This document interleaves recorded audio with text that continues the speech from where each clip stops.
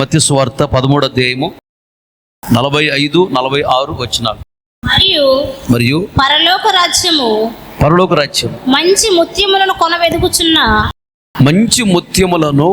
కొన వెదకుచున్న వర్తకుని పోలి ఉన్నది. అతడు అమూల్యమైన ఒక ముత్యమును కనుగొని పోయి తనకు కలిగినదంతయు అమ్మి దానిని కొనును. చాలు. తలలు పైకెత్తి నా వైపు చూస్తూ జాగ్రత్తగా నా మాటలు గమనించాలి. మంచి ముత్యములను కొనటానికి ఒక వ్యాపారస్తుడు తిరుగుతూ ఉన్నాడంట. ఒక మంచి అమూల్యమైన అంటే వెలకట్టలేని ఒక గొప్ప ముత్యమానికి దొరికిందంట. దానిని కొనుక్కోవాలని అతడు తనకున్న ఆస్తి మొత్తాన్ని అమ్మి ఆ డబ్బులు తీసుకెళ్లి ఆ ముత్యాన్ని కొనుక్కున్నాడంట. ఆ ముత్యమే పరలోక రాజ్యం. తనకు కలిగిన మొత్తాన్ని విడిచిపెట్టాడు. ఆ ముత్యమే పరలోక రాజ్యం. అందుకని అపోస్తలుడైన పౌలు గారు అంటాడు, ఫిలిప్పీయులకు రాసిన పత్రిక 3వ అధ్యాయము 7-8 వచనాలలో, అయినను ఏవేవి నాకు లాభకరమై ఉండెనో వాటిని క్రీస్తు నిమిత్తము నష్టముగా ఎంచుకొంటిని. నిశ్చయముగా నా ప్రభువైన యేసుక్రీస్తును గూర్చిన అది శ్రేష్టమైన జ్ఞానము నిమిత్తమై సమస్తమును నష్టముగా ఎంచుకొనుచున్నాను. ఒక వ్యాపారస్తుడు ఒక ముత్యాన్ని చూస్తాడంట, అమూల్యమైన ముత్యం. తనకున్న ఆస్తి మొత్తాన్ని అమ్మి ఆ ముత్యాన్ని కొనుక్కున్నాడంట. ఆ ముత్యమే పరలోక రాజ్యం. పరలోక రాజ్యముతో ఈ భూలోకములో ఆస్తులను మనము కొలవలేము. భూలోకములో ఆస్తులన్నీ ఇచ్చినా కొనలేనిది పరలోక రాజ్యం. భూలోకములో ఉన్న బంగారం అంతా ఇచ్చినా కొనలేనిది పరలోక రాజ్యం. భూలోకముల వజ్రాలన్నీ ఇచ్చినా కొనలేనిది పరలోక రాజ్యం. అంటే ఈ భూలోకములో ఉన్న ఆస్తులు, అంతస్తులు, బంగారము, వజ్రములు, వైడూర్యములు, పగడములు, రత్నములు, విలువైనటువంటి ప్రతిదీ ఇచ్చినా పరలోక రాజ్యాన్ని కొనలేరు. అంత అమూల్యమైనది పరలోక రాజ్యం. వెలకట్టలేనిది పరలోక రాజ్యం. ఆ పరలోక రాజ్యాన్ని నువ్వు ఎలా చూస్తున్నావు? అది కోట్ల సంవత్సరాలు ఉండేది. అక్కడికి వెళితే అప్పులు ఉండవు, రోగాలు ఉండవు, నిందలు ఉండవు, అవమానాలు ఉండవు, దరిద్రత ఉండదు, కరువు ఉండదు, కష్టాలు ఉండవు, సమస్యలు ఉండవు, దుఃఖం ఉండదు, కన్నీళ్లు ఉండవు, సమస్యలు ఉండవు. ఎప్పుడు గొప్ప సంతోషం ఉంటుంది, గొప్ప సమాధానం ఉంటుంది. ఏడుద్దామని ఏడుపు రాదు. కష్టపడి పనిచేసి పని లేదు, చదువుకునే పని లేదు, ఉద్యోగం చేసే పని లేదు, అక్కడ వ్యాపారం చేసే పని లేదు, డబ్బులు ఎలా సంపాదించాలని ఆలోచించాల్సిన పని లేదు, అప్పులు ఎలా కట్టాలా, వడ్డీలు ఎలా కట్టాలా ఆలోచించే పని లేదు. చక్కగా జీవవృక్ష ఫలాలు తినటం, దేవుడిని స్థుతించడం. ఆ పరలోక రాజ్యం చాలా విలువైనది. పరలోక రాజ్యం అని ఆ ముత్యాన్ని కొనుక్కోవాలి అంటే ఈ లోకములో సమస్తాన్ని నష్టముగా ఎంచుకోవాలి. ఇది ముఖ్యం కాదు, అది ముఖ్యము. ఆ మైండ్ రావాలి నీకు. అందుకని నేను మ్యాక్సిమం ఎక్కడ వాక్యం చెప్పినా ఇవన్నీ వేస్ట్ అని చెప్తా ఉంటాను. ఈ లోకంలో ఆస్తులు, అంతస్తుల మీద ఆశలు ఉన్న వాళ్ళు, ఈ లోకమే శాశ్వతం అనుకునే వాళ్ళు, ఈ లోకంలో బాగా సాధించాలి, సంపాదించాలి అనుకునే వాళ్ళు నా వాక్యం అనగానే ఏంటి ఇట్లా మాట్లాడుతున్నాను అనుకుంటాను. నేను చెప్పేది వాస్తవం. చనిపోతే ఇవి ఏవి మన వెంట రావు. బంగారమైనా, డబ్బులైనా, ఆస్తులైనా, అంతస్తులైనా, వజ్రములైనా, వైడూర్యములైనా, చదువులైనా, ఉద్యోగాలైనా, వ్యాపారమైనా మనం చనిపోతే ఇవి ఏవి మన వెంట రావు. ఇవి మనం దేవుడి రాజ్యాన్ని తీసుకొని వెళ్ళలేవు. ఈ 4 రోజులు జస్ట్ బ్రతకడానికి ఉపయోగపడతాయి అంతే. That's all. పరలోక రాజ్యంలో కోట్ల సంవత్సరాలు బ్రతకడానికి ఉపయోగపడవు. నీ మనసు వీటి మీద ఉందా, దాని మీద ఉందా? పరలోక రాజ్యం మీద. పరలోక రాజ్యం ముత్యము కొరకు ఈ లోకములో సమస్తాన్ని కూడా నష్టముగా ఎంచుకోవాలంటే వేస్ట్. ఆ మైండ్ రావాలి. అపోస్తలుడైన పౌలు గారు తనకు ఏవి లాభకరంగా ఉన్నావో వాటన్నిటిని నష్టంగా ఎంచుకున్నాడంట. పెంటతో సమానంగా ఎంచుకున్నాడంట. వేస్ట్. పరలోక రాజ్యం ముఖ్యం. పరలోక రాజ్యం కంటే ఈ లోకంలో ఎక్కువ ఏది కాదు అనుకున్నాడంట.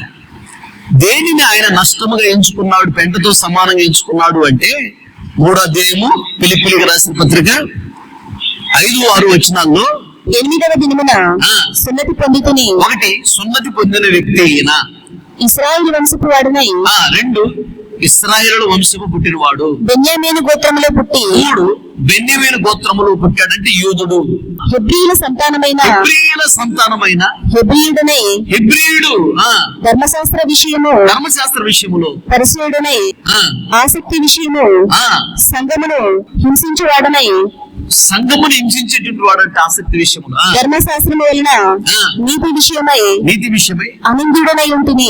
నీతి విషయమై పాత నిబంధనలో కూడా ధర్మశాస్త్రం అంటే 5 గ్రంథములు ఏంటివి?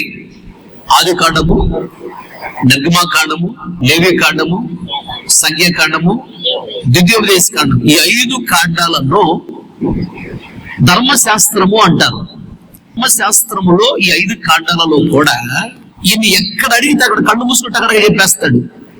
అంత వాస్ట్ నాలెడ్జ్ కలిగిన వాడు, నాట్ వేస్ట్ వాస్ట్ నాలెడ్జ్, విస్తారమైనటువంటి జ్ఞానము కలిగిన వాడు. అలాంటి ఈ అపోస్తలుడు పౌలు గారంట అనింద్యుడి అంట. అనింద్యుడు అంటే 5 ఖండాల పరంగా నువ్వు చూస్తే, 5 పుస్తకాల పరంగా చూస్తే ఎక్కడ కూడా ఆయన లోపం కనపడదంట. అంత పర్ఫెక్ట్ గా ఉంటాడంట వాక్యంలో. తర్వాత అయినను ఆయనను ఏవేవి నాకు లాభకరమే ఏవేవి నాకు లాభకరముగా ఉన్నవో వాటిని క్రీస్తు నిమిత్తము నష్టముగా ఎంచుకున్న చాలు.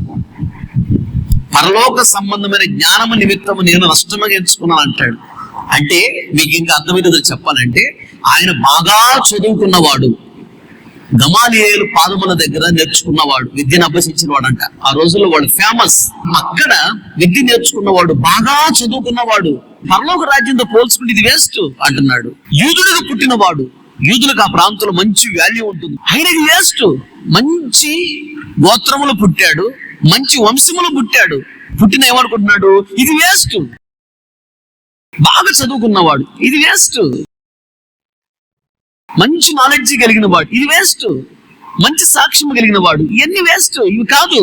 బాగా ఆస్తిపరుడు, ఇవన్నీ వేస్ట్. ఇవి కాదు ముఖ్యం. ఆ పర సంబంధమైన జ్ఞానము లేదా ఆ పరలోకమనే ముత్యము, అది నాకు కావాలి, అది చాలా విలువైంది. ఇవన్నీ వేస్ట్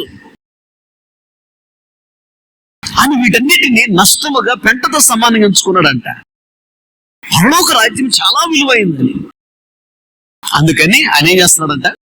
వెనుకున్న వాటిని మరచి ముందున్న ఆ బహుమానం అనే పరలోక రాజ్యము కొరకు పరిగెత్తుతున్నాడంట ఆయన.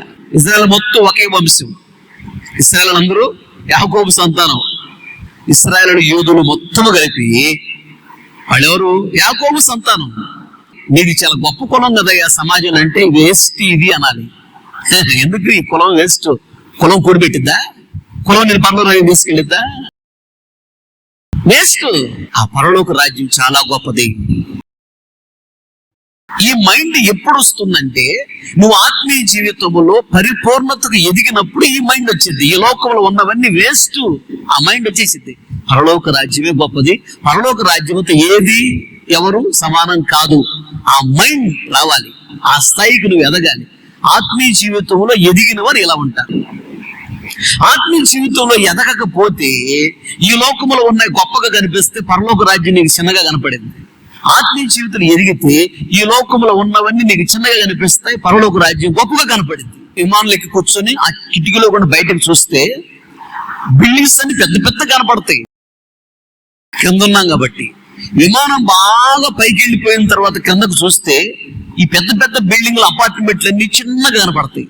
ఇంకా మేఘాలు దాటి పైకి వెళ్ళినప్పుడు కిందకు చూస్తే తెల్లగా దూదిలాగా మేఘాలే కనపడతాయి. కానీ భూమి మీద ఏ చెట్లు గాని బిల్డింగ్స్ కానీ ఏం కనపడవు. ఇంకా మేఘాలు దాటి పైకి వెళ్ళిపోతాయి. దీని ఆత్మీయ అర్థం ఏంటంటే నువ్వు ఆత్మీయ జీవితంలో ఎదగకపోతే ఈ భూ సంబంధమైన విషయాలు నీకు చాలా పెద్దగా కనపడతాయి, గొప్పగా కనపడతాయి. ఈ డబ్బులు, బంగారం, ఆస్తులు, అంతస్తులు. మనము పరలోక రాజ్యం అనే ముత్యాన్ని కలిగి ఉండాలి అంటే ఈ భూలోకములు కొన్ని ముత్యాలను కలిగి ఉండాలి. ఏంటి ఆ ముత్యం అంటే? జ్ఞానము అనే ముత్యం. ఏ జ్ఞానము? జ్ఞానము 2 రకాలు. ఒకటి చాలాసార్లు చెప్పా, ఈ లోక జ్ఞానము. రెండు, దైవ జ్ఞానం. ఈ లోక జ్ఞానాన్ని దేవుడు ఏమన్నాడంటే డెవిల్ నాలెడ్జ్ అన్నాడు. దెయ్యాల జ్ఞానం అంటే ఇది. ఎందుకంటే ఈ లోకంలో దెయ్యాలు ఉన్నాయి, నడిపిస్తూ ఉన్నాయి. దైవ జ్ఞానం అన్నది డివైన్ నాలెడ్జ్. కనుక ఈ లోక జ్ఞానం మనం పరలోక రాజ్యాన్ని తీసుకుని వెళ్ళలేదు. ఈ లోక జ్ఞానము కాదు, దైవ జ్ఞానం పరలోక రాజ్యాన్ని తీసుకెళ్తుంది. ఈ దైవ జ్ఞానమే బైబుల్ నాలెడ్జ్. బైబుల్ బాగా చదవాలి, వాక్యాన్ని బాగా వినాలి, వాక్యాన్ని గుండెల్లో దాచిపెట్టుకోవాలి, వాక్యానుసారమైన జీవితం నాకు ఇవ్వు ప్రభు అని అడగాలి, వాక్యానుసారంగా నడుస్తూ ఉండాలి, వాక్యానుసారంగా నేను నడుస్తున్నా లేదా అని చూసుకోవాలి. ఒకరితో మనకు అనవసరం. ఇది దైవ జ్ఞానం. ఈ జ్ఞానము కొరకంట సమస్తాన్ని నష్టంగా ఎంచుకున్నాడు. జ్ఞానం కొరకు నువ్వు ప్రయాసపడాలి. ఇంగ్లీష్ చదువుతున్నారు, హిందీ చదువుతున్నారు, కంప్యూటర్ చదువుతున్నారు, మంచిదే కాదంట్లా. మీరు లేదా మీ పిల్లలు రాబోదినంలో గొప్ప గొప్ప ఉద్యోగాలు చేయాలి. పిల్లలు గొప్పవారు కావాలి, మీ కుటుంబాలు దీవించబడాలి, మీ పిల్లలు దీవించబడాలి, నా ఆశది. కానీ ఈ లోక సంబంధమైన జ్ఞానం కొరకు రాత్రింబులు కష్టపడుతున్నావు, మంచిదే. పర సంబంధమైన జ్ఞానం కొరకు కష్టపడుతున్నావా? మొదట బైబిల్ చదవాలి, ఆ తర్వాతనే పుస్తకం చదవాలి. అప్పుడు నీ పిల్లలు గొప్పవాళ్ళు అవుతారు. మొదట ప్రార్థన చేయాలి, ఆ తర్వాత నేను ఏ పనైనా చేయాలి. అప్పుడే నీ పిల్లలు గొప్పవాళ్ళు అవుతారు. పిల్లలకు అది నేర్పించు. ఈ పర సంబంధమైన జ్ఞానము కొరకు ప్రయాసపడాలి. ఈ జ్ఞానము కొరకు అపోస్తలుడు పౌలు గారు అంట సమస్తాన్ని నష్టంచుకుంటున్నాడంట. కావాలని గమనించు, బైబిల్ అన్నీ ఉన్నాయి. మన తాత ముత్తాతలు 5000 సంవత్సరాల క్రితము వాళ్ళకి ఏది అవసరమో అది బైబిల్లో ఉంది. ఇప్పుడు మనకేది అవసరమో అది బైబిల్లో ఉంది. రాబో దినాల్లో జనరేషన్ బాగా డెవలప్ అవుతుంది, తెలివితేటలు పెరుగుతున్నాయి కదా, అప్పుడు వాళ్ళకి ఏది అవసరమో కూడా బైబిల్లో ఉంది. భూత భవిష్యత్తు వర్తమాన కాలంలో ఉన్నవాడు ఆయన. భూతకాలం అంటే గడిచిపోయిన కాలంలో ఆయన ఉన్నాడు. వర్తమాన కాలం అంటే ఇప్పుడు జరుగుతున్న ఈ కాలంలో ఉన్నాడు. భవిష్యత్తు అంటే రాబో కాలంలో కూడా ఆయన ఉంటాడు. అందరికి సరిపోయేటట్టుగా బైబిల్లో రాయించి పెట్టాడు ఆయన. ఆయన అనంత జ్ఞాని. అందుకని ఆయన గాడ్ అంటారు. GOD, గాడ్ అంటే జి అంటే జనరేటర్, సృష్టికర్త. ఓ అంటే ఆర్గనైజర్, నడిపించువాడు. డి అంటే డిస్ట్రాయర్, ముగించువాడు. సృష్టించువాడు, నడిపించువాడు, ముగించువాడు. ఆయనకి అంత అధికారం ఉంది. అందుకని ఆయన దేవుడు అంటారు. ఆయనే యేసయ్య. దేవుడికి స్తోత్రం చెప్పలేదు గట్టిగా, హల్లెలూయా. గడిచిపోయిన కాలములో ప్రజలను నడిపించాడు, ఇప్పుడున్న వాళ్ళని నడిపిస్తున్నాడు, రాబో దినాల్లో నడిపిస్తాడు. అనంత జ్ఞాని. బైబిల్ అన్ని ఉన్నాయి. కనుక బైబిల్ బాగా చదవాలి, వాక్యాన్ని బాగా వినాలి, గుండెల్లో దాచుకోవాలి, వాక్యానుసారంగా నడవాలి. ఈ జ్ఞానం నీకు అవసరము. ఈ భూలోకములో ఉన్నటువంటి పుస్తకాలన్నీ బైబిల్తో సమానము కాదు. వాటిని చిన్నగా చూడు, బైబిల్ పెద్దగా చూడు. వాటికి లైట్ గా విలువ, బైబిల్ ఎక్కువ విలువ. అప్పుడు దేవుడు ఎక్కడ తీసుకుని పెడతాడు తెలుసా? భూ ప్రపంచంలోనే దేవుడు నిన్ను ఉన్నతమైన స్థితిలో తీసుకుని కూర్చోబెడతాడు. ఆమేన్, హల్లెలూయా. కనుక జ్ఞానము ముత్యముల కన్నా అమూల్యమైనది. పరలోక రాజ్యం అనే ముత్యాన్ని మనం సంపాదించుకోవాలంటే భూలోకములో జ్ఞానము అనే ఈ ముత్యాన్ని సంపాదించుకోవాలి. ఈ బైబుల్ నాలెడ్జ్ జ్ఞానము నీకు లేకపోతే పరలోక రాజ్యంలో ప్రవేశించలేవు. జాగ్రత్త. అయితే ఈ జ్ఞానాన్ని జాగ్రత్తగా వాడాలి. బాగా బైబిల్ చదవాలి, వాక్యాన్ని వినాలి, వాక్యాన్ని గుండెలో దాచుకోవాలి, వాక్యానుసారంగా నడుస్తూ ఉండాలి. ఈ వాక్యము అనే పరసంబంధ జ్ఞానాన్ని బహు జాగ్రత్తగా వాడాలి. ఎలా వాడాలి, ఎలా వాడకూడదు అనేది చూద్దాం ఇప్పుడు. ఎలాగంటే చదవండి, సామెతల గ్రంథం 9వ అధ్యాయము 7వ వచనం నుండి 9వ వచనం వరకు. అపహాసకులకు బుద్ధి చెప్పువాడు, అపహాసకులకు బుద్ధి చెప్పువాడు తనకే నింద తెచ్చుకొనును, తనకే నింద తెచ్చుకొనును. భక్తిహీనులను గద్దించువానికి, భక్తిహీనులను గద్దించువానికి అవమానమే కలుగును. అవమానమే కలుగును. అపహాసకుని గద్దింపకము, అపహాసకుని గద్దింపకము, గద్దించిన ఎడల వాడు నిన్ను ద్వేషించును. వాడు నిన్ను ద్వేషిస్తాడు. జ్ఞానము గల వానిని గద్దింపగా వాడు నిన్ను ప్రేమించును. వాడు నిన్ను ప్రేమించును. జ్ఞానము గలవానికి ఉపదేశము చేయగా వాడు మరింత జ్ఞానము నందును. మరింత జ్ఞానము గలవాడగును. చాలు. ఇది నీకు అర్థం కావాలంటే మత్తయి సువార్త 7వ అధ్యాయం 6వ వచనం చదువు. పరిశుద్ధమైనది పరిశుద్ధమైనది కుక్కలకు పెట్టకుడి. పరిశుద్ధమైనది కుక్కలకు పెట్టకుడి. మీ ముత్యములను మీ ముత్యములను పందుల ఎదుట వేయకుడి. పందుల ఎదుట వేయకుడి. వేసిన ఎడల అవి ఒకవేళ వాటిని కాళ్ళతో త్రొక్కి కాళ్ళతో త్రొక్కి మీ మీద పడి మిమ్మల్ని చీల్చివేయును. మిమ్మల్ని చీల్చివేయించాలి. పరలోక రాజ్యం అనే ముత్యాన్ని మనం పొందుకోవాలంటే భూలోకులు కొన్ని ముత్యాలను కలిగి ఉండాలి. జ్ఞానం అనే ముత్యమును కలిగి ఉండాలి. ఈ జ్ఞానం అనే ముత్యాన్ని బహు జాగ్రత్తగా వాడాలి. ఎలా వాడాలంటే పందుల ముందు ముత్యాలు వేయకూడదంట. వేస్తేనంట ముత్యాలను తొక్కి వేస్తాయి, మనల్ని కూడా చీల్చి వేస్తాయి. జ్ఞానం అనే ముత్యమును కలిగి ఉండాలి. ఇది మనము పందుల ముందు వేయకూడదంట, జాగ్రత్తగా వాడాలి. కుక్కలకు పెట్టకూడదంట. పరిశుద్ధమైనది ఇది. ఈ జ్ఞానం ఏంటి అంటే ఎలా ప్రవర్తించాలి, ఈ జ్ఞానాన్ని ఎలా వాడాలి? మనము కుక్కలకు వేయకూడదంట, పందుల ముందు వేయకూడదంట. ఈ జ్ఞానం అనేటువంటి ముత్యాన్ని మరి ఏంటి దీని అర్థం అంటే ఇప్పుడు చదివితే నీకు అర్థమైంది. ఇప్పుడు చదువు సామెతల గ్రంథము 9వ అధ్యాయము 7వ వచనం నుండి. అపహాసకులకు బుద్ధి చెప్పువాడు తనకే నింద తెచ్చుకున్నాడు. చాలు. అపహాసకులు అంటే నలుగురు కూర్చుంటారా, వచ్చేపోయి వాళ్ళందరినీ వాళ్ళ డ్రెస్సులు చూసి వాళ్ళని ఎగతాళి చేయటం, వాళ్ళందరిని చూసి వాళ్ళని ఎగతాళి చేయటం, వాళ్ళ జడలు చూసి వాళ్ళని ఎగతాళి చేయటం, వాళ్ళ చెప్పులు చూసి వాళ్ళని ఎగతాళి చేసి నవ్వుకోవటం, ఇలాంటి చేస్తుంటారు కొందరు. వీళ్ళని అపహాసకులు అంటారు. బయట అరువు మీద 2-3 కూర్చుంటారు, వీళ్ళు మొగోళ్ళు కానీ ఆడోళ్ళు కానీ. ఆ రోడ్డు మీద పోయి వీళ్ళందరూ చూస్తారు. ముందు కనపడంగా మామూలు కానీ మంచిగా మాట్లాడతారు. వాళ్ళు పోయిన తర్వాత వాళ్ళ గురించి చెడ్డగా నవ్వుకుంటా ఉంటారు. వీళ్ళని అపహాసకులు అంటారు. అందుకని కీర్తన గదులు మొట్టమొదటి కీర్తనలోనే ఏమన్నాడు? 1వ వచనంలోనే అపహాసకులు కూర్చున్న చోటను కూర్చుండక. అది జాగ్రత్త గమనించు. ఇలాంటి వారికి వాళ్ళ గురించి ఎలా గురించి చెప్పుకొని నవ్వుకుంటూ ఉంటారు, ఎగతాళి చేసి. ఇలాంటి వారు కూర్చున్న చోట కూర్చోకూడదంట. ఇంకోటి ఏంటి తెలుసా? వాళ్ళు చేసే తప్పులను గద్దించకూడదంట. వాళ్ళని నువ్వు చేసే తప్పు అని గద్దించకూడదంట. పందుల ముందు ముత్యాలు వేయకూడదంటే ఇది దాని అర్థం. ముత్యం అంటే ఇక్కడ వాక్యం. అలాంటి వాళ్ళకి వాక్యం చెప్తారంట తప్పంట. అంటే అర్థం ఏంటి? పందుల ముందు ముత్యాలు వేస్తే కాళ్ళతో తొక్కేస్తాయి కదా. అంటే ఎవరంటే ఇట్లా అపహాసకులు ఉంటారే, వాళ్ళ గురించి వీళ్ళ గురించి చెడ్డగా చెప్పుకుని నవ్వుకుంటా ఉంటారు, ఎగతలహాళం చేస్తూ ఉంటారే. వాక్యం ప్రకారం నువ్వు చేసే తప్పు, అలా చేయకూడదు, ఇలా చేయకూడదు అని అన్నావు అనుకో, ఏం చేస్తారు తెలుసు? వాళ్ళు నీ మీద నిన్నే వేస్తారు. ఏమి పెద్ద భక్తురాలు, ఈయన పెద్ద భక్తుడు మాకు చెబుతున్నాడు, అబ్బో చాలే అని నిన్నేస్తారంట. అలాంటి వాళ్ళకి వాక్యం చెప్పినా వేస్ట్. అలాంటి వాళ్ళకి చెప్పకూడదు. ఆ తర్వాత కింద చదివితే అక్కడ భక్తిహీనంగా గద్దిస్తానంటే అవమానం వచ్చిందండి మనకి. భక్తి లేకుండా తిరుగుతూ ఉంటారే, వాళ్ళ దగ్గరికి వెళ్ళి అట్లాగైపోతే ఇట్లా అయిపోతావు, జాగ్రత్తగా ఏమనుకుంటున్నావు అని గద్దించామనుకో, వాళ్ళు ఏం చేస్తారు తెలుసా? నిన్ను అవమానపరిచి మాట్లాడతారు. పందుల ముందు ముత్యాలు వేయకూడదంటే అది అపహాసం అంటారే. వాళ్ళని ఎగతాళి చేసి నవ్వుకుంటూ ఉంటారే, వాడికి నువ్వు వాక్యం చెప్పి గద్దించగాక. భక్తిహీనులు ఉంటారే, వాళ్ళకి వాక్యం చెప్పి గద్దించగాక. నిన్ను వాళ్ళు ద్వేషిస్తారు, వాళ్ళు నిన్ను దూషిస్తారు, నీ మీద నిందలేసి మాట్లాడతారు, నిన్ను అవమానపరిచి మాట్లాడతారు. పందుల ముందు ముత్యాలు వేయకూడదంటే అది. అలాంటి వాళ్ళకి వాక్యాలు చెప్పకూడదు.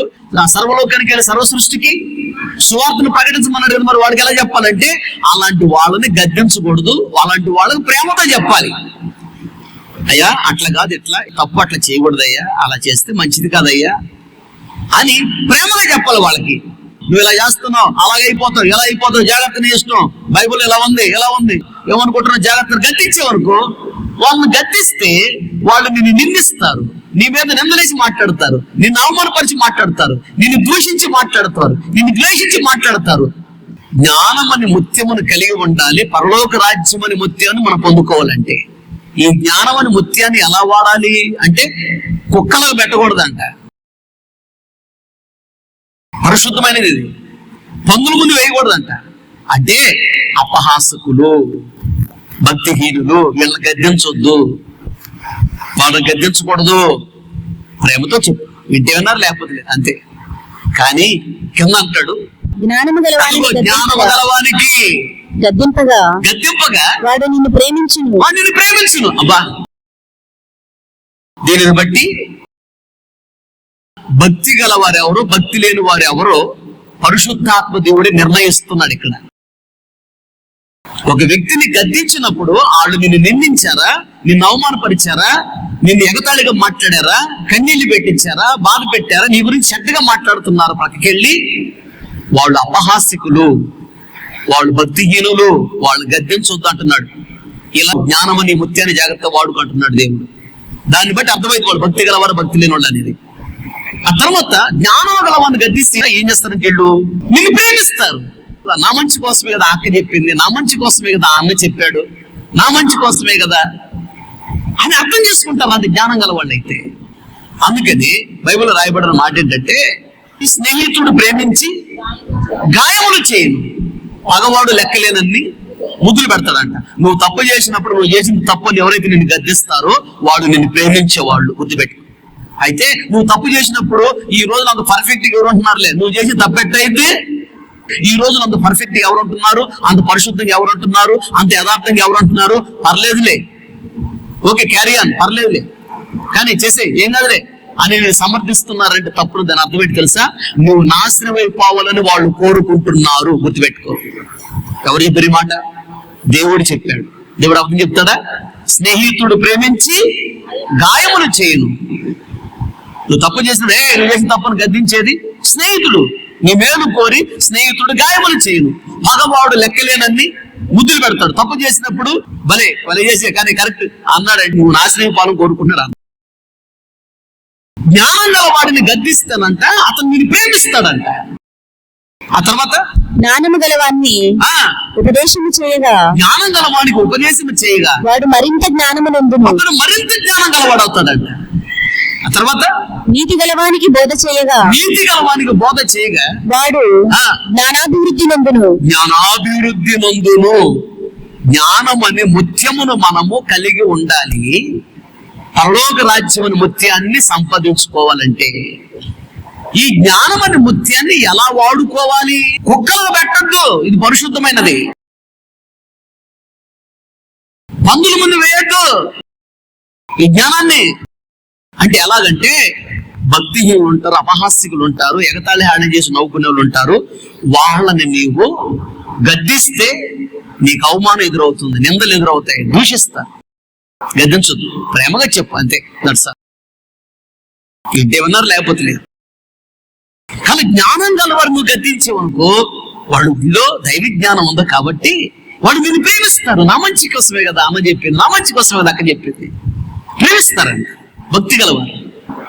దీనిని బట్టి సమాజంలో నీతో పాటు తిరుగుతున్న నీ స్నేహితులైనా, బంధువులైనా, నీ ఇరుగు పొరుగు వాళ్ళైనా వాళ్ళంతా భక్తి గలవారు, భక్తి లేని వాళ్ళు. దీన్ని బట్టి నీకు అర్థమైంది. ఒకటి. రెండోది ఇంకోటి ఏంటంటే, దైవజనుడు వాక్యము ద్వారా, దైవజనుడు ద్వారా దేవుడు నీతో మాట్లాడినప్పుడు నీ మనస్సు ఎలా ఉంది నిన్ను పరీక్షించుకో. దైవజనుడు నిన్ను గద్దించి మాట్లాడినప్పుడు, వాక్యము ద్వారా ఖండితముగా మాట్లాడినప్పుడు నీకు చావుకుల మీద ద్వేషం వస్తుందా, కోపం వస్తుందా, నిలిచి మాట్లాడాలనిపిస్తుందా, అవమానపరిచి మాట్లాడాలనిపిస్తుందా, దూషించాలనిపిస్తుందా? మనసులో జాగ్రత్త. అపహాస్యుల లిస్టులో ఉన్నావు నీవు, జాగ్రత్త. బైబిల్ ప్రకారం భక్తిహీనుల లిస్టులో నువ్వు ఉన్నావు అని అర్థం. అలా కాకుండా నా మంచి కోసమే కదా అన్న చెప్పింది, నా మంచి కోసమే కదా అక్క చెప్పింది, నా మంచి కోసమే కదా దేవుడు వాక్యం ద్వారా మాట్లాడాడు, సరి చేసుకుంటూ మనం గొప్పగా దీవించబడతాం కదా అని అనుకుంటున్నావు. ఆ మనసు నీకు వచ్చిందంటే నువ్వు భక్తి గలదానివి, భక్తి గలవాడివి. నిశ్చయముగా దేవుడిచ్చి ప్రతి ఆశీర్వాదమునకు యోగ్యురాలవి. అంటే నీవు భూలోకములో జ్ఞానమని ముత్యమును కలిగి ఉన్నావు, పరలోక రాజ్యం అని ముత్యము కొరకు సిద్ధముగా ఉన్నావు. దేవునికి స్తోత్రం. దీనిని బట్టి నువ్వు పరీక్షించుకో. అద్దం దగ్గరికి వెళ్ళగానే వేరే వాళ్ళ ముఖాలు చూస్తాం. మనం ఏం చూసుకుంటావు? నీ ముఖాన్ని చూసుకుంటావు అద్దంలో. అద్దం అనే వాక్యం దగ్గరికి వచ్చినప్పుడు ఒకరితో మనకు అనవసరం, నా మట్టుకు నేను ఎలా ఉన్నాను. ఎందుకు? పరలోక రాజ్యం అనే ముత్యము కావాలవద్దా? అది పొందుకోలేకపోతే జీవిస్తూ వేస్ట్. జీవితంలో బంగారం ఉన్నా, డబ్బులు ఉన్నా, ఆస్తులు ఉన్నా, ఉద్యోగం ఉన్నా, చదువు ఉన్నా, వ్యాపారం ఉన్నా, ఎన్ని ఉన్నా పరలోక రాజ్యం అనే ముత్యము నువ్వు పొందుకోలేకపోతే వేస్ట్ అవన్నీ. దేవుడికి స్తోత్ర. చెప్పాలి గట్టిగా హల్లెలూయా.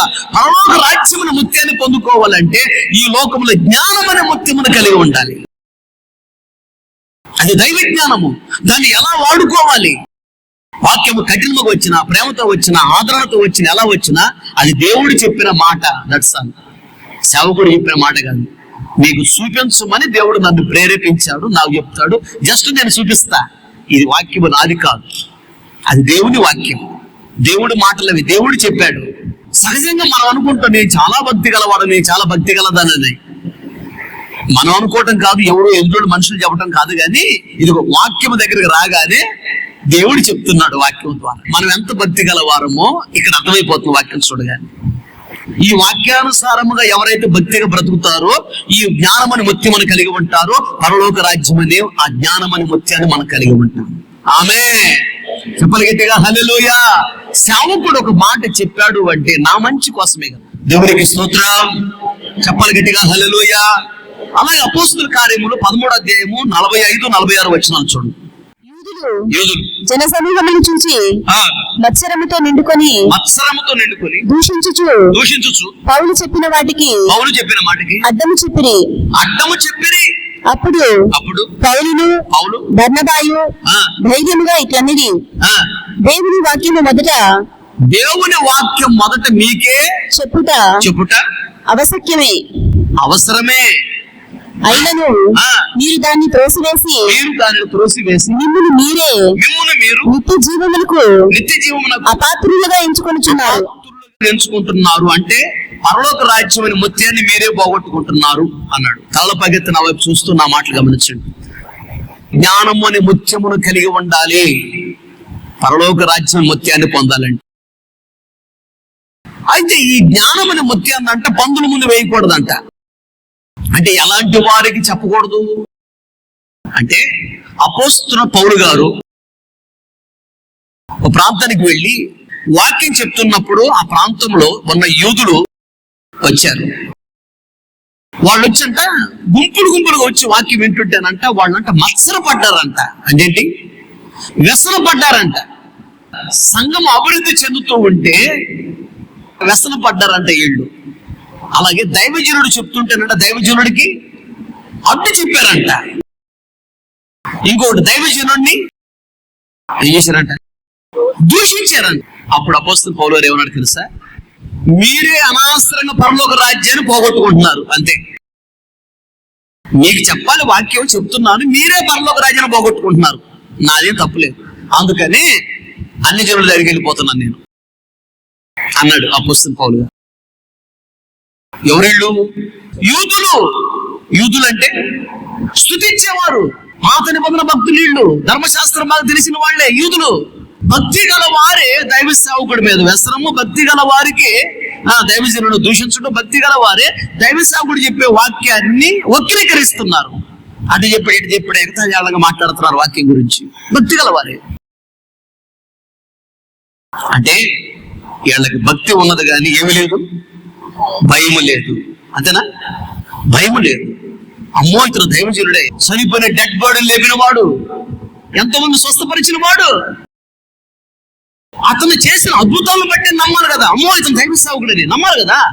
అంటే దైవజనుడు అంటే భయం లేదు వాళ్ళకి, భక్తి ఉంది మళ్ళీ వాళ్ళకి. యూదులు భక్తి గలవారు, స్తుతించేవారే, ధర్మశాస్త్రం బాగా తెలుసు వాళ్ళకి, వాక్యం తెలుసు, భక్తి గలవారే. కానీ దైవ సేవకుడు అంటే భయం లేదు. వాళ్ళతో ఏమన్నాడు? పరలోక రాజ్యాన్ని మీరు పోగొట్టుకుంటున్నారు అన్నాడు. మీకే చెప్పాలి వాక్యం, కానీ మీరే కాళ్ళతో తొక్కేస్తున్నారు వాక్యాన్ని. పందుల ముందు ముత్యాలు వేయకూడదు అనే వాక్యం వీళ్ళ పట్ల నెరవేర్చబడుతుంది. వాక్యం చెప్పినప్పుడు లోపడాన్ని సరి చేసుకోవాలి కదా. వాక్యానికి అడ్డు చెప్తారేంటి, వాక్యాన్ని ఎదురు చెప్తారేంటి, వాక్యాన్ని విరోధంగా మాట్లాడతారేంటి? తప్పు కదా. భక్తి ఉంది మీలో, యూదులే భక్తి గల వారే, ధర్మశాస్త్రం బాగా తెలుసు వాళ్ళకి. కానీ దైవ సేవకుడు అంటే భయం లేదు. భక్తి ఉంది, భయం లేదు. అయితే వీళ్ళకి పరలోక రాజ్యం కూడా లేదు అన్నాడు అక్కడ. అంతేనా? దైవ సేవకుడు అంటే భయం లేకుండా, దేవుడు అంటే భయం లేకుండా, వాక్యం అంటే భయం లేకుండా, మందిరం అంటే భయం లేకుండా, పరిచర్య అంటే భయం లేకుండా భక్తి చేసిన, బైబిలే చదివిన, ప్రార్థనే చేసిన, పరిచర్య చేసిన, కానుక ఇచ్చిన, దశభాగం ఇచ్చిన, భయం లేకుండా భక్తి చేసిన పరలోక రాజ్యము లేదు. అయితే భక్తి లేకపోయినా భయం ఉంటే భక్తి వచ్చింది. అందుకనే బైబిల్ మొత్తం మీద ఎక్కడ రాసిన భయము భక్తి అని పరిశుద్ధాత్మ దేవుడు రాయించాడు. కానీ ఎక్కడైనా భక్తి భయం రాశాడా? ముందు భయము, తర్వాత భక్తి. భయం ఉంటేనే భక్తి వచ్చింది. భక్తి ఇప్పుడు లేకపోయినా అసలు నీకు దైవజనుడు అంటే భయం ఉంటే, అమ్మో ఈయన దైవజనుడు, అభిషేకించబడిన సేవకుడు, ప్రతిష్ఠించబడిన సేవకుడు, అమ్మో అని దైవజనుడు నీకు భయం ఉంటే, వాక్యం అంటే నీకు భయం ఉంటే, మందిరం అంటే నీకు భయం ఉంటే, దేవుడు అంటే భయం ఉంటే, పరిచర్య అంటే భయం ఉంటే ఆటోమేటిక్ గా భక్తి వచ్చింది. ఈ భయం ఉన్నప్పుడు భక్తి వచ్చింది. ఆ భక్తిని బట్టే పరలోక రాజ్యం అని ముత్యమని జరుగుతుంది. దేవునికి స్తోత్రం చెప్పాలి గట్టిగా, హల్లెలూయా. భయం లేని భక్తి కాదు కావాల్సింది, భయముతో కూడిన భక్తి కావాలి. ఆ ముత్యముని పరలోక రాజ్యాన్ని మనం పొందుకోవాలంటే ఇక్కడ జ్ఞానం అనేటువంటి ముత్యము కావాలంట. దేవునికి స్తోత్రం, హల్లెలూయా. పరలోక రాజ్యం అనే ముత్యమును మనం పొందుకోవాలంటే భూలోకములో జ్ఞానం అనే ముత్యమును మనం కలిగి ఉండాలి. ఈ జ్ఞానం అనే ముత్యాన్ని ఎలా వాడుకోవాలి ఇప్పుడు వరకు మనము ధ్యానించాం. అలాగే ఇంకొక మాట చూడండి, ముగించుకుందాం. ప్రకటన గ్రంథము చాలా క్లుప్తంగా ముగిస్తా. 21వ అధ్యాయం 21వ వచనం. దాని 12 గుమ్మములు 12 ముత్యములు. అదిగో 12 గుమ్మములు ఉన్నాయి పరలోక రాజ్యానికి. 12 గుమ్మములు 12 ముత్యములు అంటే ఒక గుమ్మము ఒక ముత్యముతో, రెండో గుమ్మము ఇంకొక కలర్ ముత్యముతో, మూడో గుమ్మము ఇంకొక కలర్ ముత్యముతో, అట్లా 12 రకాల ముత్యములతో 12 గుమ్మములు ఉన్నాయంట. తలలు పైకెత్తి నా వైపు చూస్తున్న మాటలు గమనించు. అయితే ఈ 12 ముత్యములతో కట్టబడినటువంటి 12 గుమ్మములు ఉన్నాయి కదా, ఈ గుమ్మముల ద్వారా లోపలికి వెళ్ళిన వాడు బయటికి రాడు. ఈ 1,000,000 సంవత్సరాల పరలోక రాజ్యంలో ఉంటారు, బయటికి రారు. కానీ అప్పుడప్పుడు మీరు అనొచ్చు, ఆ పరలోక రాజ్యానికి వెళ్ళినోడు బయటికి రారా? అదేంటి, యేసుప్రభు ప్రార్థన చేస్తుంటే మోషే, ఏలియా ఇద్దరు వచ్చారు కదా, మరి అక్కడి నుంచి వచ్చారు కదా అంటారు. నీకు అదే తెలుసు, ఇంకా పరలోక రాజ్యం మీరు వెళ్ళాల. ఎక్కడున్నారు? పరదైస్లో ఉన్నారు. పరలోకం ప్రక్కనే పరదేశంలో ఉన్నారు. పరలోక రాజ్యం ఇంకా ఓపెనింగ్ కాల. ఎప్పుడెప్పుడు తెలుసా? మనం ఎంటర్ అవ్వాలి అక్కడ. ప్రైజ్ ది లార్డ్, హల్లెలూయా. మనం వెళ్తేనే పరలోక రాజ్యం ఓపెనింగ్ అయింది అక్కడ. ఎందుకు? పెళ్లి కుమార్తె రావాలి కదా. పెళ్లి కుమారుడు యేసయ్య, పెళ్లి కుమార్తె సంఘం భూమి మీద ఉంది, మనం భూమి మీద ఉన్నాం కదా. మనం వెళితేనే పరలోక రాజ్యం ఓపెనింగ్ అయింది. మనం వెళ్ళకుండా పరలోక రాజ్యం ఓపెనింగ్ కాదు. పెళ్లి కుమారుడు పెళ్లి కుమార్తెను తీసుకుని వెళ్తాడు లోపలికి. పెళ్లి కుమార్తె సంఘం మనము, పెళ్లి కుమారుడు యేసయ్య. ఆయన ఒక్కడే పరలోక రాజ్యంలో ఉన్నాడు. ఎవరు చనిపోయిన భక్తి గల వారు వెళతారు పరలోకానికి. అది వెళ్ళేది పరలోక రాజ్యం పక్కనే పరదేశంలో ఉంటారు, గెస్ట్ హౌస్ లో ఉంటారు. సంఘమైన మనం ఎత్తబడిన తర్వాత 1000 ఏళ్ళ పరిపాలన అయిపోయిన తర్వాత మధ్యాకాశానికి వెళ్ళిన తీర్పు తీరుస్తాడు కదా, సంఘాన్ని పరలోక రాజ్యం పంపిస్తాడు కదా. అప్పుడు మనం తీసుకొని ఆయన పరలోక రాజ్యంలోకి వెళ్తాడు. పరలోక రాజ్యం లోపలికి వెళితే ఇక బయటికి రారు, అసలు రావాల్సిన అవసరం లేదు. ఇక అంతే, లోపల ఎల్లప్పుడు 1,000,000 సంవత్సరం మనం ఉంటాం. అయితే ముత్యములతో అలంకరించినటువంటి ఈ గుమ్మము, ఈ 12 గుమ్మములు పరలోక రాజ్యము లోపలికి తీసుకెళ్తున్నాయి కానీ బయటికి తీసుకురావు. పరలోక రాజ్యం అని ముత్యమును మనం పొందుకోవాలంటే భూలోకములో కూడా మనము ముత్యమును కలిగి ఉండాలి. ముత్యము లాంటి ఆ భక్తిని కలిగి ఉండాలి. ఏంటి అంటే 12 గుమ్మములు 12 ముత్యముల చేత అలంకరింపబడి ఉన్నాయి. ఆ ముత్యముతో అలంకరింపబడినటువంటి గుమ్మములో గుండా లోపలికి మనుషులు వెళితే ఇక బయటికి రాడు. అలాగే ముత్యము అంటే ఇక్కడ మన జీవితమునకు సాదృశ్యంగా ఉన్నది. పరలోక రాజ్యం లోపలికి గుమ్మములో ఉన్న ముత్యాలు తీసుకెళ్తున్నాయి కానీ పరలోకం నుండి బయటికి తీసుకురావు ముత్యాలు. అలాగే ముత్యం అనబడిన మనము కూడా మందిరానికి తీసుకురావటమే మనకు తెలియాలి కానీ మందిరంలో నుంచి బయటికి తీసుకెళ్ళటం అనేది అది నీకు తెలియకూడదు. అది జనాలని మందిరానికి నడిపించటమే నీకు తెలియాలి. మందిరం నుంచి బయటికి తీసుకెళ్ళటం అనేది నీకు తెలియకూడదు, చేయకూడదు. ముత్యముతో అలంకరించబడినటువంటి గుమ్మము పరలోకం లోపలికి జనాలను తీసుకెళ్తుంది కానీ జనాలను బయటికి తీసుకురాదు గుమ్మము. మనం అనేక మంది మందిరానికి నడిపించాలి కానీ మందిరానికి దూరం చేయకూడదు ఎవరిని. మన మాటల ద్వారా, మన ప్రవర్తన ద్వారా, మన ఆలోచన విధానం ద్వారా ఎవరు మందిరానికి దూరం కాకూడదు. మనం అలా ఉండాలి.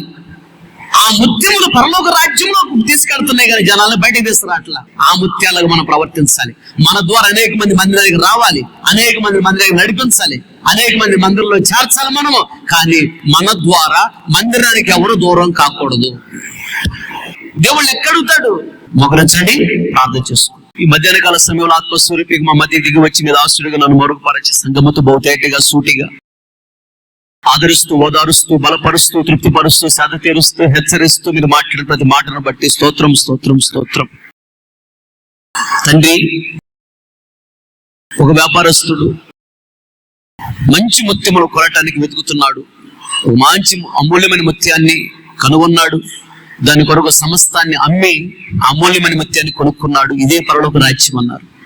పరలోక రాజ్యమైన ముత్యాన్ని మేము పొందుకోవాలి అంటే ఈ లోకములో ఈ సమస్తాన్ని నష్టముగా ఎంచుకోవాలని, ఈ లోకములో ఎన్ని ఉన్నా వీటన్నిటిని చిన్న చూపు చూడాలి, పరలోక రాజ్యాన్ని గొప్ప చూపుతో చూడాలని మీరు మాకు నేర్పించినందుకు స్తోత్రం. అపోస్తలుడు పౌలు గారు ఈ లోకములో ఏవి లాభకరంగా ఉన్నావో వాటన్నిటిని నష్టముగా ఎంచుకుంటున్నాడు. ఆ పరలోకమైనటువంటి ముత్యము కొరకు, అజ్ఞానము కొరకు సమస్త నష్టంగా ఎంచుకుంటున్నాడని మీరు తెలియజేస్తూ వచ్చారు. దేవా, జ్ఞానము ముత్యమే కన్నా శ్రేష్టమైనదని, విలువగల సొత్తులు ఏవి దానితో సాటి కాదని మీరు తెలియజేస్తూ వచ్చారు. జ్ఞానమును ముత్యముతో పోలుస్తున్నారు. పరలోక రాజ్యమైన ముత్యాన్ని మేము పొందుకోవాలంటే భూలోకంలో కొన్ని ముత్యాలు మేము కలిగి ఉండాలని, జ్ఞానమని ముత్యమని మేము కలిగి ఉండాలని, ఈ జ్ఞానమని ముత్యాన్ని ఎలా వాడుకోవాలో మీరు మాకు నేర్పిస్తూ వచ్చారు. అయ్యా, ప్రతి ఆదివారం మందిరికి రావాలి, వాక్యాన్ని బాగా చదవాలి, వాక్యాన్ని వినాలి, వాక్యాన్ని గుండెలో దాచుకోవాలి, వాక్యానుసారంగా జీవించాలి, వాక్యానుసారంగా జీవితం ఉండాలి అని పరిశోధన చేసుకుంటూ ఉండాలి. అనేక మంది వాక్యాన్ని బోధించి అనేక మంది మందిరికి నడిపించాలని, ఇలా జ్ఞానమనే ముత్యం ఇలా వాడుకోవాలి అని మీరు మాకు నేర్పించారు. అయితే ఈ జ్ఞానమనే ముత్యాన్ని ఎలా వాడకూడదో కూడా మీరు నేర్పించారు. అందుకు స్తోత్రం. కుక్కలకు పెట్టకూడదు, ఇది పరిశుద్ధమైనది, పందుల ముందు వేయకూడదు, కాళ్ళతో తొక్కేస్తే అన్నారు. అనగా అపహాస్యకులకు వాక్యం చెప్తే గద్దిస్తే వాళ్ళని ద్వేషిస్తారు, దూషిస్తారు, నిందలేసి మాట్లాడతారు, అవమానపరిచి మాట్లాడతారని. భక్తిహీనులను గద్దిస్తే దూషించి మాట్లాడతారని, అవమానపరుస్తారని మీరు తెలియజేస్తూ వచ్చారు. అలా వాళ్ళని గద్దించకుండా వాళ్ళకు ప్రేమతో చెప్పాలని మీరు మాకు నేర్పించినందుకు స్తోత్రం. జ్ఞానం గలవారిని గద్దిస్తే వారు మమ్మల్ని ప్రేమిస్తారని, వాళ్ళ జ్ఞానము అధికమవుతుందని, వాళ్ళు ఇంకా దీవించబడతారని తెలియజేస్తూ వచ్చారు. దీనిని బట్టి ముఖ్యమైన జ్ఞానాన్ని మేము ఎలా వాడుకోవాలి, ఎలా వాడకూడదో మీరు మాకు నేర్పించినందుకు స్తోత్రం. రెండోదిగా పరలోక రాజ్యములో 12 గుమ్మములు ఉన్నాయి. 12 గుమ్మములకు 12 రకాల ముత్యముల చేత అలంకరించబడి ఉన్నాయి గుమ్మములు. పరలోక రాజ్యము లోపలికి జలాలను తీసుకెళ్తాయి కానీ, నడిపిస్తాయి కానీ ఆ ముత్యములు బయటికి నడిపించు. అలాగే ప్రభువా, నీ మందిరములో గుమ్మములకు ముత్యములాగా మేము ఉండాలి ప్రభువా. అనేక మంది మందిరం నడిపించే వారంగా ఉండాలి కానీ మందిరానికి దూరం చేసే వారంగా మేము ఉండకూడదు. అనేక మందిని మేము మందిరంలో ఉండాలి, అనేక మంది మందిరం నడిపించాలి. మేము మందిరానికి దూరం కాకూడదు, మా ద్వారా ఎవరు మందిరానికి దూరం కాకూడదని దేవా మీరు మాకు నేర్పించినందుకు స్తోత్రం. పరలోక రాజ్యం ముత్యాన్ని మేము పొందుకోవాలంటే ఈ ముత్యములాగా మేము ఉండాలని మీరు మాకు నేర్పించిన స్తోత్రం. మితమైన వాక్యం వృధా కాకూడదు. విన్న ప్రతి గుండెల వాక్యాన్ని స్థిరపరచండి, వాక్యానుసారం జీవితం అనుగ్రహించండి, పశ్చాత్తాప కెరటాత్మను కుమరించండి, మనోనేత్రాలు వెలిగించండి, భయభక్తి చేత నింపండి, కృతజ్ఞత చేత నింపండి, దీవించండి, ఆశీర్వదించండి. నీ బిడ్డలు బయలుదేరి పెడుతూ ఉండగా మీ సన్నిధిని సమ్మకాన్ని తోడుగా ఉంచండి, సకాలంలో క్షేమంగా గమనించాలని కృప చూపించండి. మీరు వచ్చినప్పుడు ఈ బిడ్డలందరూ వాళ్ళ కుటుంబ సమేతంగా అందరూ మీ రాజ్యంలో ఉండాలి. ఆ ముత్యమనే పరలోక రాజ్యంలో మేమందరం ఉండాలి ప్రభువా. ఇంకా సంఘాన్ని దినదిన అభివృద్ధి కలిగించి సంఘానికి విరోధం క్రియ చేస్తున్న మనుషులను గద్దించండి, విరోధం క్రియ సాతాను శక్తిని లయపరచండి. సగం అభివృద్ధి కొరకు ఎవరైతే కష్టపడుతున్నారో ఆ బిడ్డలను బహుగా దీవించమని నేను అడుగుతున్నాను. బహుగా ఆశీర్వదించండి. మీరు వచ్చినప్పుడు ధైర్యం నిలబడి మీ రాజ్యంలో ప్రవేశించడానికి తగిన కృపచేత నింపి మై పొందమని, సకాల క్షేమంగా గమనించారని కృప చూపించండి. ఈ నామాన్ని మై తెచ్చుకోమని యేసు నామాలు అడిగి పొంది అన్నాము తండ్రి, ఆమె. మన తండ్రి అయిన దేవుని ప్రేమ, కుమారుడైన యేసుక్రీస్తు వారి కృప, పరిశుద్ధాత్ముని అన్యోన్య సహవాసము, సన్నిధి, సముఖం చేరును మనకు, ప్రపంచంలోని సకల కోటి పరిశుద్ధులందరికీ, మరి ముఖ్యంగా వాక్యం విని తీర్మానం చేసుకున్న ప్రతి ఒక్కరు అదృష్టం వంచి ఆశీర్వదించి అంతవరకు దేవుడు నడిపించును గాక. ఆమేన్. హల్లెలూయా, హల్లెలూయా. ఇంతటితో ఆదివారం ఆరాధన ముగించబడింది. ఓపికతో వాక్యం మీ అందరికీ ప్రభు పేరిట నా హృదయపూర్వకమైన వందనాలు తెలియజేస్తున్నాను.